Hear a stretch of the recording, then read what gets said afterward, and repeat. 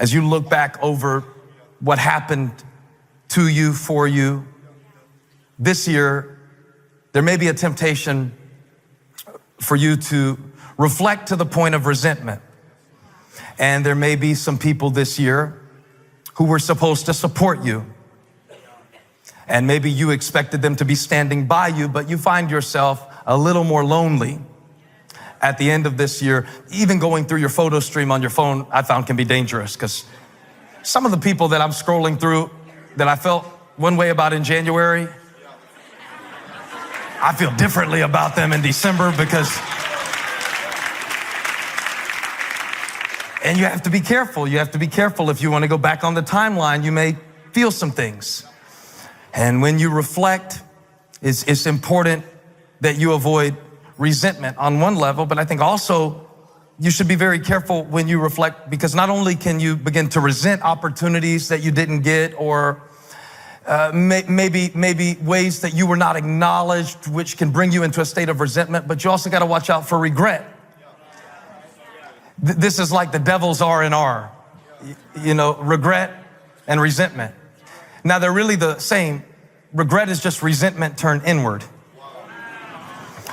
It's when you take a look at where you said you would be on December 31st, 2017, and the scale says something different than your list said 365 ago.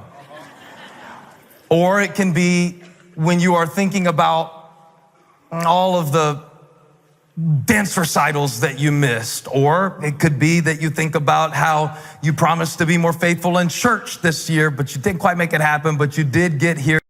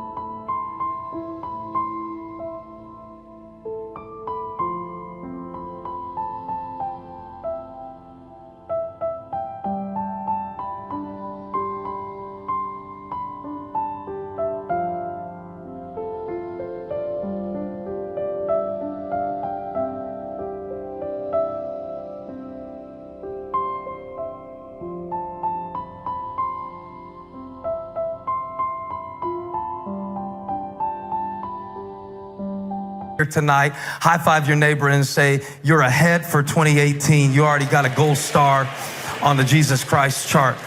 Now, there is a type of reflection that leads to regret. There is a type of reflection that leads to resentment. But the right kind of reflection will lead to resolution. The right kind of reflection, as demonstrated by the Apostle Paul in Philippians chapter 1, from, I believe, a Roman prison cell, which was really a rented home where he was allowed to see people. But remember now, he's been waiting for a trial for maybe as much as 4 years. And still after 4 years of bouncing around from prelate to prelate, from governor to governor, there's still no resolution for his situation. Yet Paul exhibits the kind of attitude in Philippians chapter 1 that I am striving to see manifest in my own life.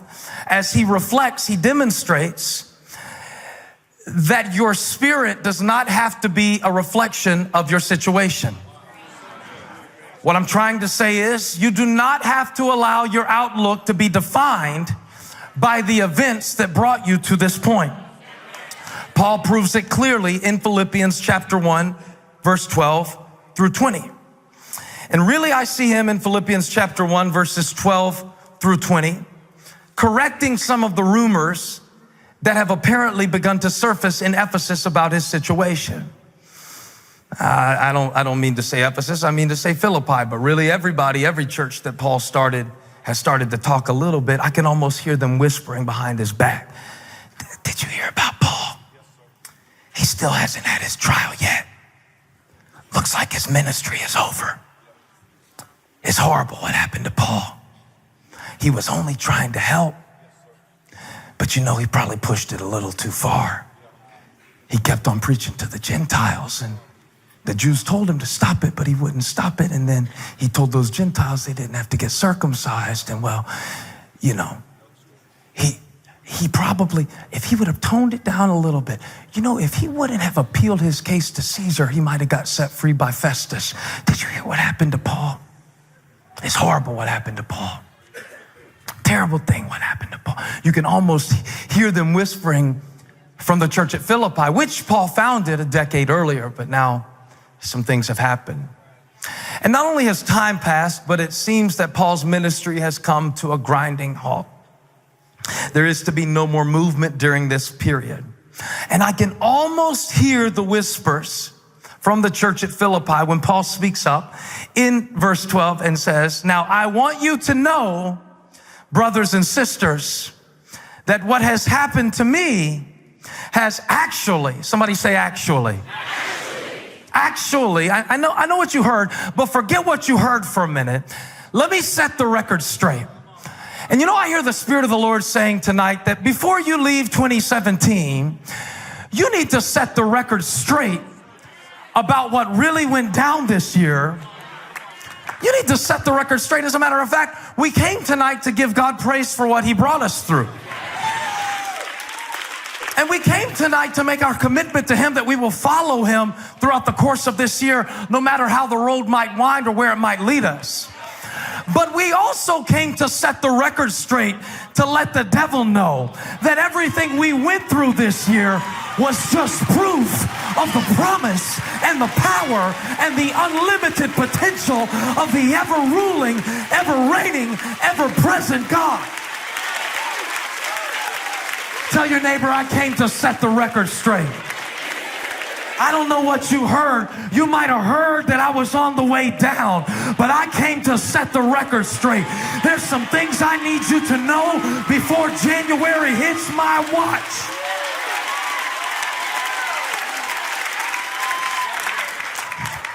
So one thing I'm trying to do before I make a New Year's resolution, I want to make a few revisions. Paul wants to make a few revisions. Let's talk for a moment about the revision.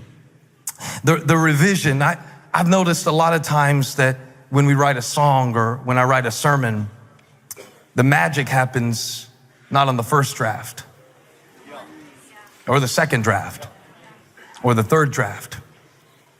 but it is in the revision that the potential of the song or the sermon is revealed. Oh, I love that, because when I think about it, I think that maybe there are some things this year where I'm getting the story wrong, and I need to see it differently. It's not looking good for Paul. It doesn't look like he's going to make it. It doesn't look like, it's embarrassing when your pastor is in jail, I would imagine. I hope you never have to find out firsthand what that's like. Not planning that. But remember now, he's been driven across the Adriatic Sea, 3 months in Malta. Now he finds himself in Rome, and he's still waiting, and the situation is still unresolved. But he's not. Resolution is not an event. It is a decision. And as Paul reflects from Rome and looks at what's happening, he understands that, well, sometimes people will misjudge your situation because they do not know the backstory. And so he is informing them. He's taking the opportunity to inform them about what is apparent and what is actual. I love it because sometimes what's happening on the surface is not the real story. And so Paul is focusing here not on what is happening to him, but what is happening through him. The story that you tell is dependent on the point of view that you have. And so while others are looking at Paul's life from the outside in, they are judging him a failure. While others are looking at Paul's life from the outside in, they're saying he's going down now. While others are looking at Paul's life from the outside in, far away from Philippi, across the Mediterranean Sea, it doesn't look good from Paul. But Paul is not looking at his situation from the outside in. He's looking at his situation from the inside out. Now, the inside is where the Spirit of God lives. And if the Spirit of God lives in you, greater is He that is in you than he that is in the world. So it means that no matter what resistance is against me, somebody shout, I'm glad it happened.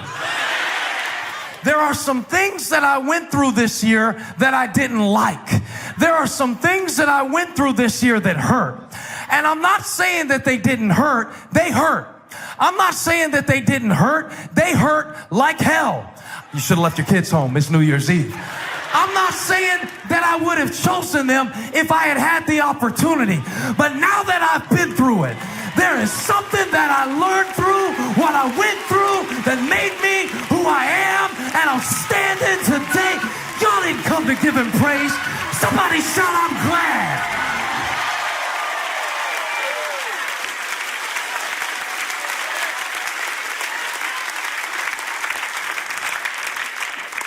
They probably felt sorry for Paul. They were probably signing petitions to their senators to get Paul out of prison. Paul said, stop all your petitions. Don't feel sorry for me. I know I got these chains on me, but I'm freer than all y'all. Now, I didn't like it at the time. I didn't get it at the time. It didn't make sense while I was in it. But I've been here long enough to recognize, and I've been through enough storms to know, and I held on to the planks of the boat and made it across the sea and saw God's provision at a level that now I can tell you that actually God is up to something. Paul says, I'm not a hostage. I want you to say that because this is a revision that you need to make, because some of you have made yourself the victim of 2017. And we need to make some revisions because you cannot leave 2017 like a victim and go into 2018 like a victor. And you've got to make a decision tonight. You've got to revise some of the stuff in your story and take a cue from Paul. I was confused at first because he said, I want you to know, brothers and sisters, that what has happened to me, but then he gives no detail about what actually happened to him. All he talks about is what God did through the events that he could have been bitter about. I'm not a hostage. Don't feel sorry for me. In fact, Paul might say, I always wanted to go to Rome to preach the gospel. I didn't think I'd have to drag these shackles through the streets to do it, but it actually works out pretty good because all these guards have to listen to me preach anytime I open my mouth. I'm not a hostage. I'm not a hostage to your opinions. I'm not a hostage to what went wrong. I hear Paul saying, all the way from Rome, shouting across the Mediterranean Sea, shouting all the way into 2017, just before midnight Eastern Standard Time, shouting to Elevation Blakeney, shouting to University City, shouting to Lake Norman, shouting to the Overflow in Ballantyne, shouting to the EFAM watching online. I hear God shouting into your iPhone 10. I hear this message. I hear Paul saying, I'm not a hostage, I'm a weapon. See, I made up my mind. Anywhere God puts me, there's a purpose for it. I'm not a hostage. You better shove your neighbor right now. Say, I'm not a hostage. I'm a weapon formed in the fire, held steady in the hands of God, and aimed at the darkness. Somebody shout, I'm a weapon. Watch out, devil. Every time you cut on me, you make me sharper. I'm loaded now. I'm focused now. I'm aimed now. I know what matters now.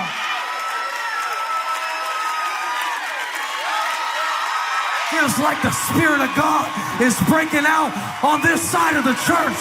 Somebody thought you were trapped. It's not you that's trapped. It's the enemy. You got the devil on the run. Don't you back down.